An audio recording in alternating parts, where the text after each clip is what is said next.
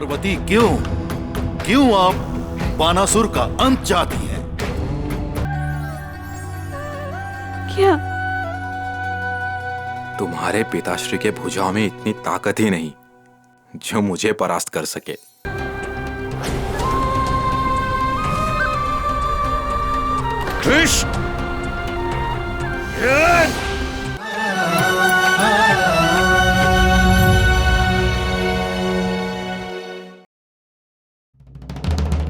युद्ध, महायुद्ध।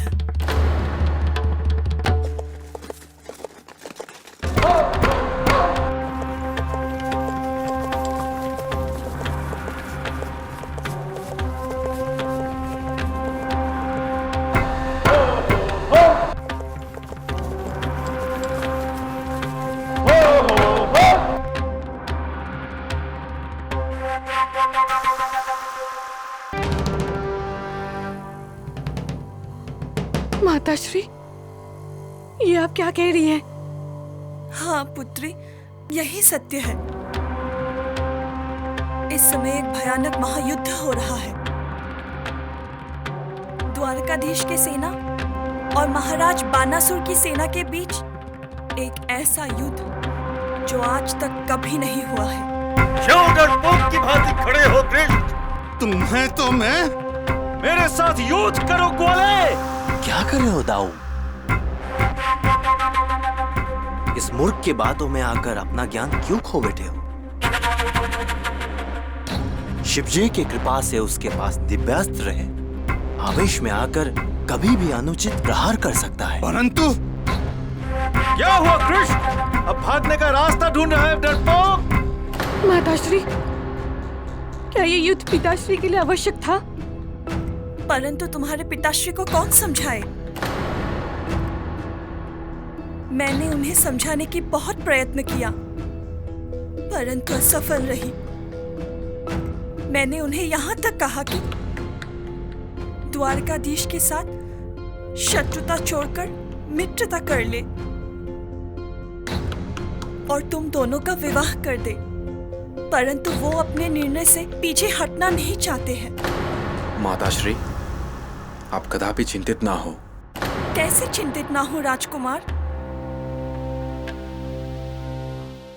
मैं पत्नी धर्म और मातृत्व धर्म के बीच उलझ कर रह गई हूं।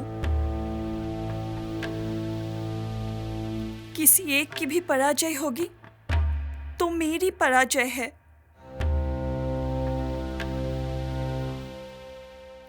वैसे भी उषा, द्वारकाधीश को आज तक कोई नहीं हरा पाया है। द्वारकाधीश के हाथों तुम्हारे पिताश्री का वध हो गया तो? मैं अपने पितामह को बहुत अच्छी तरह से जानता हूं माताश्री। वो कभी भी ऐसा अनुचित कदम नहीं उठाएंगे। वो महाराज का वध करने का प्रयत्न कभी भी नहीं करेंगे। वो तो बस यही चाहेंगे कि महाराज के हृदय में जो अहंकार छिपा है वो नष्ट हो जाए। राजकुमार, आपका कथन सत्य हो। चलो भान, आज तुम्हारा सामना हो ही जाए।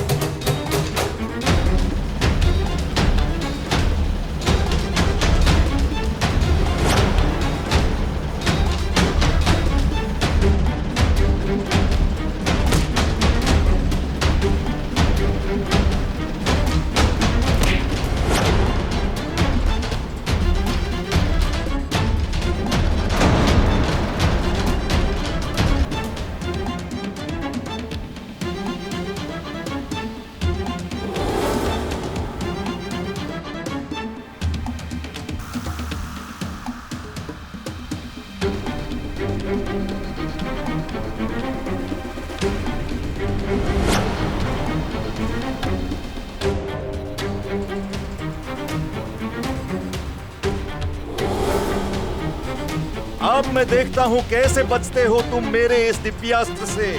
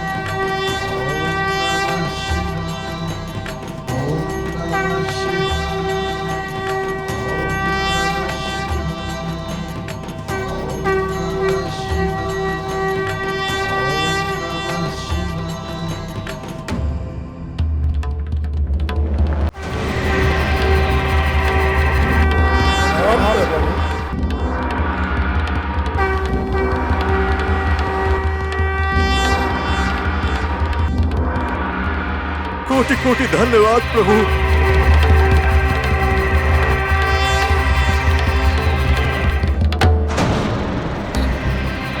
आपने मुझे कृष्ण के प्रहार से रक्षा की। अब इस कृष्ण की लीला को समाप्त करने में मेरी सहायता।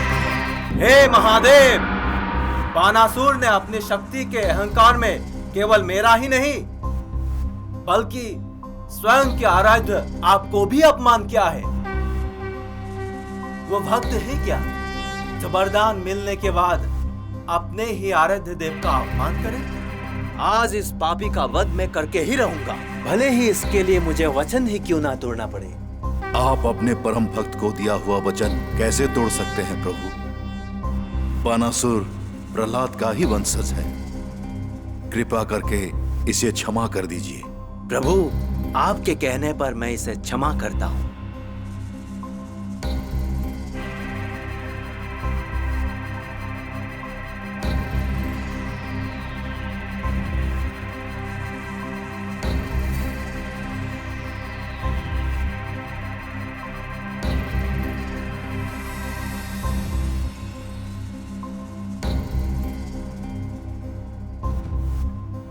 बानासुर, परमपिता, शक्तिशाली बनना अत्यंत कठिन है, किंतु उससे भी कठिन है शक्तिशाली बने रहना। और इसके लिए आवश्यक है शक्तियों से प्राप्त उत्तरदायित्व का सम्मान करना, अन्यथा स्वयं पर नियंत्रण खो देते हैं। यही पतन का कारण बनता है। बुराई और अच्छाई के मध्य में युद्ध निरंतर चलता रहेगा। आज एक अध्याय समाप्त हुआ, कल दूसरा अध्याय आरंभ होगा। जब तक कि इस समस्त संसार में बुराई है, अच्छाई निर्भीक है, किंतु अच्छाई और बुराई के युद्ध में सदैव अच्छाई की जीत होगी। मेरा अपराध क्या है प्रभु? तुम्हारा अपराध था एक त्रिदेव को दूसरे से बड़ा समझना, उनमें भेद करना, उनसे तुलना करना। यही थी तुम्हारी भूल। तुम इसे समझने में असफल रहे। त्रिदेव तो एक है, समकक्ष है। कोई भी किसी से बड़ा नहीं, कोई भी किसी से छोटा नहीं, कोई भी किसी से अधिक महत्वपूर्ण नहीं, कोई भी किसी से कम महत्वपूर्ण नहीं। तुमने जो भी कुछ किया वो भक्ति नहीं थी वत्स। भक्ति के नाम पर किया जाने वाला अहंकार था। तुम्हें अहंकार था कि तुम्हारा आराध्य सबसे महत्वपूर्ण है।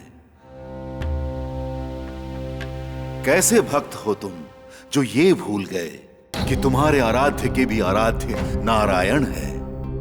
यदि तुम सोचते हो कि यह संसार केवल मुझसे है, तो तुम्हें इस संसार के प्रत्येक स्वरूप से प्रेम होना चाहिए था।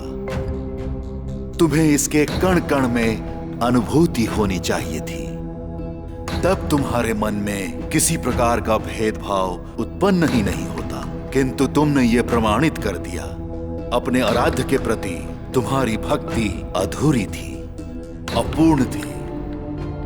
हम कोई भिन्न अस्तित्व नहीं है, एक है। और तुम मुझे मेरे ही अस्तित्व से लड़ने को कह रहे थे।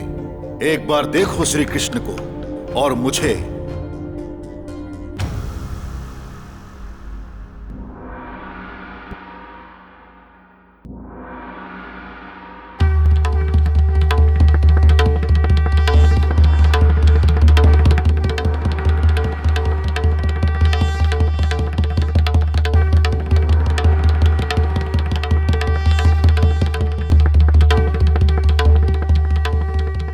क्षमा परमपिता, क्षमा।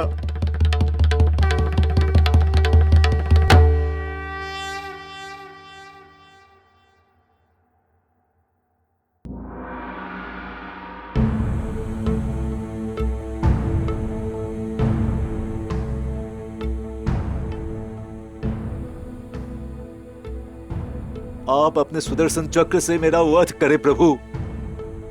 मैंने अज्ञानतावश आपके विरुद्ध अस्त्र धारण किया। आप मेरा विनाश करके मेरे अहंकार को समाप्त कीजिए प्रभु। उठो वत्स,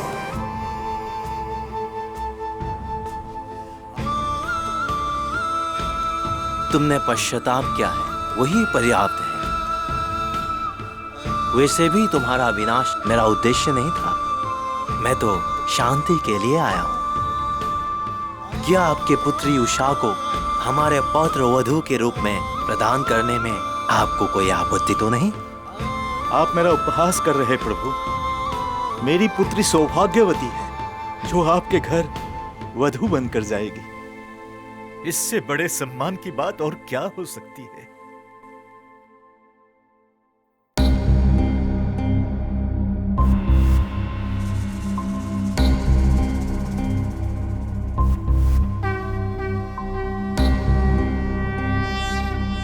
नारायण नारायण। असुरों के असुर महापराक्रमी महाराज बानासुर पधार रहे हैं।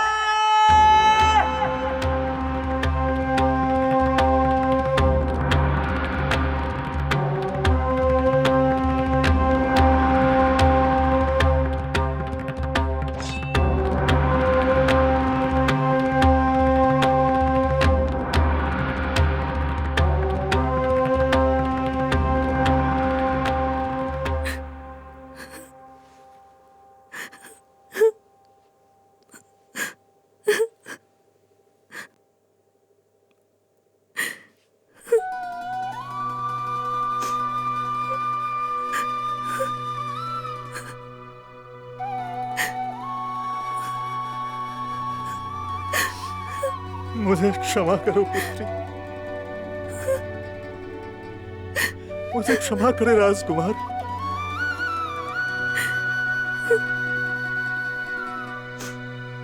मैंने अपने अहंकार के कारण आप दोनों को अग्निगढ़ में डाल दिया था।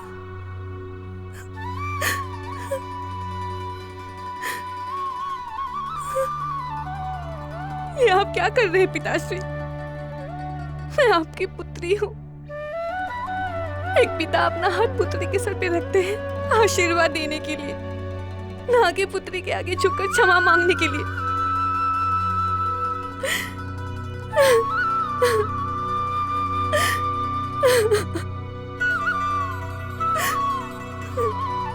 पिताश्री,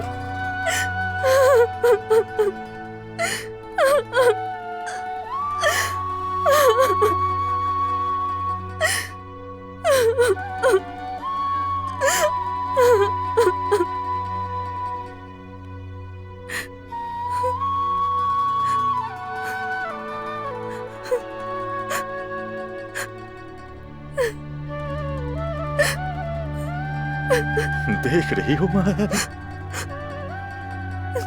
हमारी उषा कितनी कितनी समझदार हो गई है।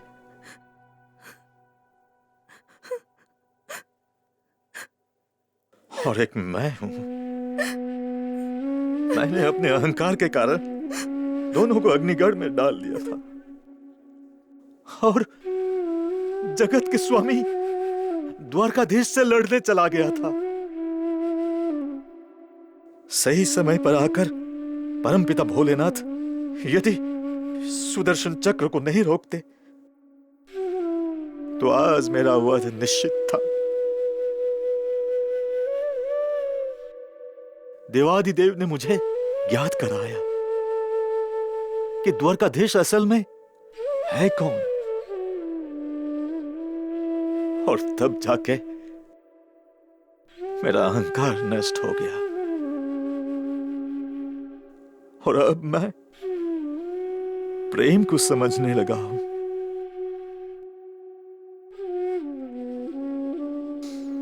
हाँ राजकुमार,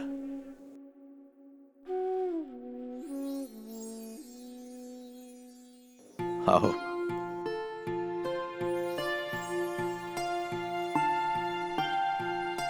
आप लोगों को द्वारकाधीश के पास ले चलते हैं।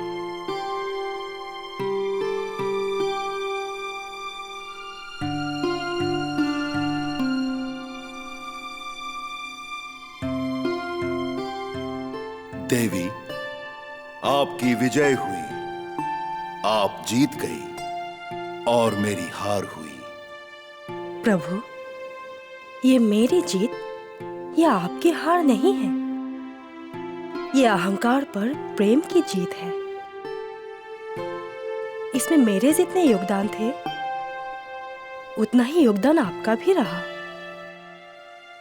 अगर आप युद्ध के समय युद्ध क्षेत्र में उपस्थित नहीं होते तो श्री कृष्ण बानासुर का वध कर देते।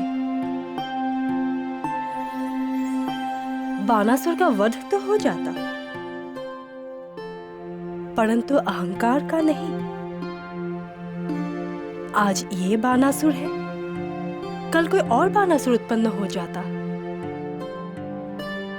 प्रसन्नता की बात यह है कि बानासुर के मन में प्रेम के भाव जागृत हो गया है और उषा और अनिरुद्ध का मिलन का उद्देश्य पूर्ण हो गया है, क्योंकि जगत में प्रेम के उपरांत और कुछ भी नहीं है। आज उषा और अनिरुद्ध के विवाह के शुभ अवसर पर चलिए हम उन्हें आशीर्वाद प्रदान करते हैं।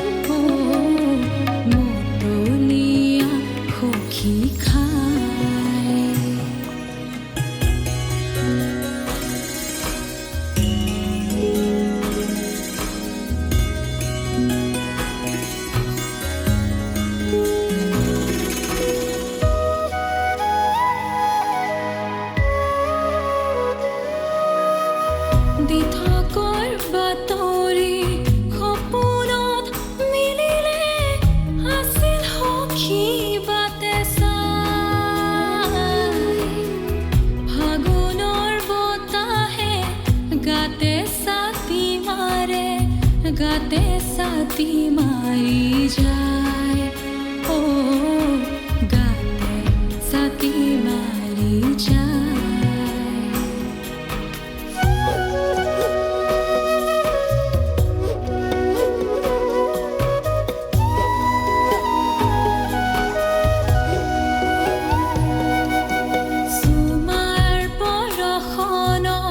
জ্যোতি পাই সখীয়াৰ কাতে উৱা দিহে নাই চুমাৰ বৰষণৰ জ্যোতি পাই সখীয়াৰ গাতে